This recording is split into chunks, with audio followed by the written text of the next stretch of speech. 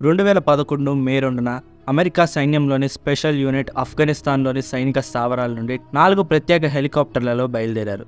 వీరు పాకిస్తాన్లోని ఒక ఇంటి ముందు ల్యాండ్ అయ్యారు. ఆ తర్వాత 15 నిమిషాలు ఏం జరిగింది, ఎవరి కోసం ఈ వేట అనే విషయాలను లాస్ట్ ఎపిసోడ్లో చూసాం. ఎందరో అమెరికన్ల మరణానికి కారణమైన లాదెన్ని సక్సెస్ఫుల్గా హతమార్చింది అమెరికా. ఆ తర్వాత అతని బాడీని సముద్రంలో పడేశారు. ఇలా చేయడం వెనక ఎన్నో కారణాలున్నాయి. ఏంటా కారణాలు, అలాగే ఏ దేశం ఎందుకు ఇతని బాడీని వారి దేశంలో ఖననం చేయడానికి ఒప్పుకోలేదు అనే విషయాలను ఈ చివరి ఎపిసోడ్లో తెలుసుకుందాం. ఇప్పటిదాకా 4 ఎపిసోడ్స్ రిలీజ్ చేశాము. వీటిలో మొదటి నుండి అన్ని విషయాలను డీటెయిల్గా ఎక్స్ప్లెయిన్ చేశాను. ప్రతి ఒక్క ఎపిసోడ్ చాలా ఇంట్రెస్టింగ్గా ఉంటుంది. సో ఒక్క ఎపిసోడ్ కూడా మిస్ అవ్వకండి. ఇలాంటి మరిన్ని ఆసక్తికరమైన వీడియోస్ని, సిరీస్ని మరిన్ని తీసుకురావడానికి ఈ ఛానల్ని ఖచ్చితంగా సబ్స్క్రైబ్ చేసుకోండి. ఇక ఆలస్యం చేయకుండా వీడియోలోకి వెళ్ళిపోదాం. లాదెన్ని అంతం చేసిన తర్వాత అతని బాడీ అలాగే కొన్ని ఎవిడెన్సెస్ని హెలికాప్టర్స్లోకి ఎక్కించారు. రేడార్స్కి డిటెక్ట్ అవ్వకుండా తక్కువ ఎత్తులో ఈ 3 హెలికాప్టర్స్ టేక్ ఆఫ్ అయ్యాయి. అలా హెలికాప్టర్స్ బయలుదేరి మే 2 5:53 ఆఫ్ఘనిస్తాన్లోని యుఎస్ స్థావరాలకు చేరుకున్నాయి. ఆ సమయంలో అమెరికాలో మే 1 సాయంత్రం 7 గంటలవుతుంది. రాత్రి 7 గంటలకు వైట్ హౌస్లో సెలబ్రేషన్స్ మొదలయ్యాయి. బట్ అందరికీ వచ్చిన ప్రశ్న, నిజంగానే లాదెన్ హతమయ్యాడా లేదా అని. ఎందుకంటే ఇతను డూప్స్ని పెట్టుకుంటాడు. దీంతో అతనో కాదో డిఎన్ఏ టెస్ట్ చేశారు. ఈ డిఎన్ఏ టెస్ట్లో అమెరికాకి కావాల్సిన వ్యక్తి నిజంగానే చనిపోయాడని తేలింది. దీంతో రాత్రి ప్రెసిడెంట్ ఒబామా మీడియా సమావేశం ఏర్పాటు చేశారు. సాధారణంగా ఆ సమయంలో ప్రెసిడెంట్స్ దేశాన్ని ఉద్దేశించి మాట్లాడరు. దానికంటూ కొన్ని ప్రత్యేక సమయాలుంటాయి. దీంతో అమెరికాలో ఎవరికి ఏం జరిగిందో ఏం జరుగుతుందో అర్థం కాలేదు.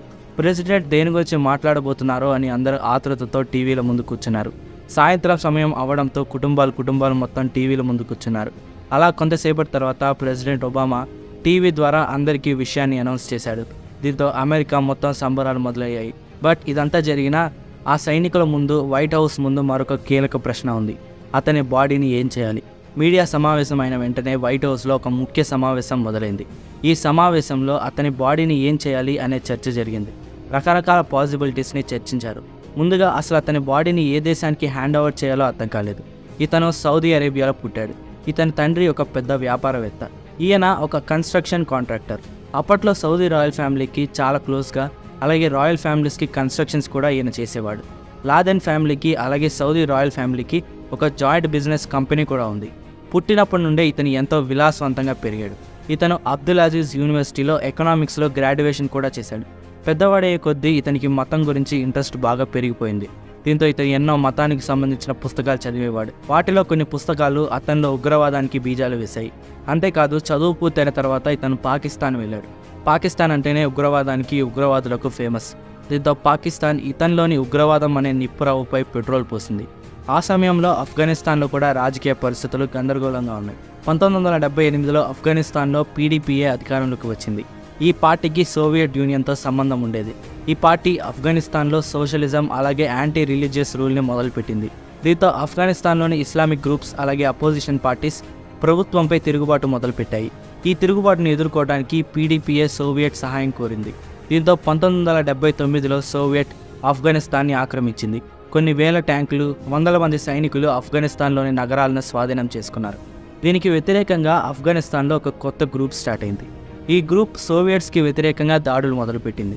దీంతో ప్రపంచవ్యాప్తంగా చాలామంది సోవియట్కి వ్యతిరేకంగా దాడులు చేయడానికి ఈ గ్రూప్లో చేరడానికి ఆఫ్ఘనిస్తాన్ వచ్చారు. వారిలో లాదెన్ కూడా ఉన్నాడు. పాకిస్తాన్ ఇతనిలాంటి ముస్లిం యువతను తీవ్రవాదులుగా తయారు చేసి ఆఫ్ఘనిస్తాన్ పంపించడం మొదలుపెట్టింది. లాదెన్ అరబ్ దేశాల నుండి, తన మిత్రుల నుండి యుద్ధం కోసం ఫండ్స్ అలాగే ఆయుధాలు సేకరించేవాడు. దీంతో ఈ పరిస్థితులు ఇతన్ని అరబ్ వరల్డ్లో బాగా పాపులర్ చేసింది. ఈ సమయంలో ఇతనిలో మతపిచ్చి, తీవ్రవాదం తీవ్ర స్థాయికి చేరింది.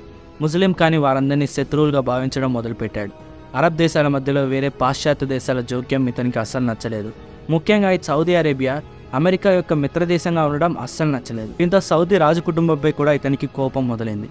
ఆ తర్వాత ఇతను ఒక ఉగ్రవాద సంస్థను ప్రారంభించాడు. ఈ ఉగ్రవాద సంస్థ మెయిన్ టార్గెట్ వెస్ట్రన్ కంట్రీస్ అలాగే మిడిల్ ఈస్ట్లో ఉన్న ముస్లిం కాని దేశాలు. అలా ఆ తర్వాత సంవత్సరాలలో ఇతను వెస్ట్రన్ కంట్రీస్లో చాలా చోట్ల దాడులు చేపించాడు. వీటి వల్ల సౌదీ అరేబియా ఇతనికి సిటిజన్షిప్ రద్దు చేసింది. సౌదీ అరేబియా వెస్ట్రన్ దేశాలకు అలాగే అమెరికాకి మిత్ర దేశం. దీంతో లాదెన్ని వారి దేశంలో అడుగు పెట్టకుండా సౌదీ అరేబియా బ్యాన్ విధించింది. సో ఇతని బాడీని ఇతను పుట్టిన సౌదీ అరేబియాకి అప్పగించాలని అమెరికా అనుకుంది. దీంతో లాదెన్ బాడీని అప్పగిస్తామని సౌదీ అరేబియాతో అమెరికా చెప్పింది. బట్ సౌదీ అరేబియా అందుకు ఒప్పుకోలేదు. అతనికి సౌదీ అరేబియాలోకి ప్రవేశం లేదని ఆ దేశం చెప్పింది.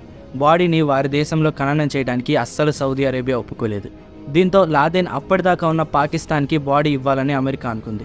బట్ పాకిస్తాన్ కూడా అందుకు ఒప్పుకోలేదు. దీంతో అమెరికా ముందున్న చివరి ఆప్షన్ ఆఫ్ఘనిస్తాన్ నుండే ఇతను అమెరికాపై దాడులు చేశాడు. బట్ ఆ సమయంలో ఆఫ్ఘనిస్తాన్లో అమెరికన్ ఫ్రెండ్లీ గవర్నమెంట్ ఉంది. అలాగే ఆఫ్ఘనిస్తాన్ అమెరికా చేతుల్లో ఉంది. దీంతో ఆఫ్ఘనిస్తాన్ గవర్నమెంట్ కూడా అతని బాడీని తీసుకోవడానికి ఒప్పుకోలేదు. దీంతో అమెరికాలో కానీ ఇంకెక్కడైనా బరీ చేసే ఆలోచన చేశారు. ఇరాక్లో చేసిన తప్పే మళ్ళీ చేయకూడదని అమెరికా అనుకుంది. ఇరాక్లో సద్దాం సమాధి ఒక పిలిగ్రిమ్ స్పాట్గా మారింది. దీంతో అక్కడికి సద్దాం మద్దతుదారులు పెద్ద సంఖ్యలో వస్తూ ఉంటారు. ఇది మళ్ళీ రిపీట్ అవ్వకూడదని అమెరికా అనుకుంది. పైగా లాదెన్ ఒక తీవ్రవాది. ఇతని సమాధి తీవ్రవాదానికి కూడా ఒక హబ్ లాగా, ఒక పిలిగ్రిమ్ స్పాట్ లాగా మారే అవకాశం కూడా ఉంది. దీన్ని కూడా ఒక తీర్థస్థలం చేసే అవకాశం ఉంది. దీంతో ఇవన్నీ జరగకూడదంటే లాదెన్కి ప్రపంచంలో ఎక్కడ సమాధి ఉండకూడదు.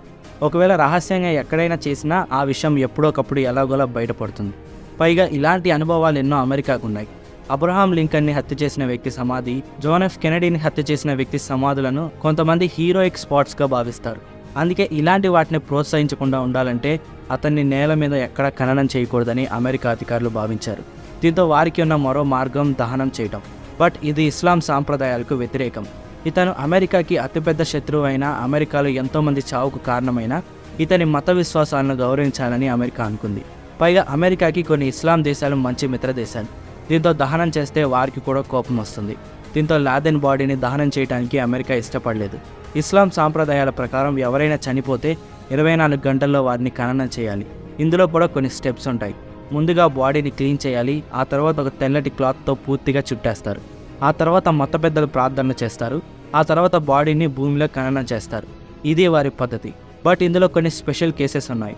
ఒకవేళ మనిషి సముద్రంలో చనిపోతే ఒడ్డుకు చేరుకోవడానికి 24 గంటల కంటే ఎక్కువ సమయం పడితే అతన్ని మొదటి 3 స్టెప్స్ పూర్తి చేసి సముద్రంలో వదిలేయాలి. బట్ ఇది కొన్ని ప్రత్యేకమైన పరిస్థితుల్లో మాత్రమే. దీన్నే సీ బరియల్ అంటారు. ఈ సీ బరియల్ యుఎస్ నేవీలో కూడా చాలా ఫేమస్. యుఎస్ నేవీలో ఇంతకుముందు పనిచేసిన వారు చనిపోయినప్పుడు వారిని గౌరవించడానికి వారిని సముద్రంలో వదిలేస్తారు. బట్ లాదెన్ గౌరవానికి అర్హుడు కాదు. అయినప్పటికీ పరిస్థితులను బట్టి ఈ సీ బరియలే చేయాలని యుఎస్కి ఆలోచన వచ్చింది. దీంతో ఈ ఆలోచన వారికి కరెక్ట్గా అనిపించింది. ఇస్లాం రూల్స్ ప్రకారం సీ బరియల్ చేయొచ్చు. అలాగే అతని సమాధి అనేది ఉండదు. అలాగే ఎవరు అతని సమాధికి చేరుకోలేరు. దీంతో సీ బరియల్కి ప్రెసిడెంట్ అలాగే వైట్ హౌస్ అధికారులు ఆమోదం తెలిపారు. ఈ సీ బరియల్ని 24 గంటల్లో ఇస్లామిక్ రూల్స్ ప్రకారం చేయాలి.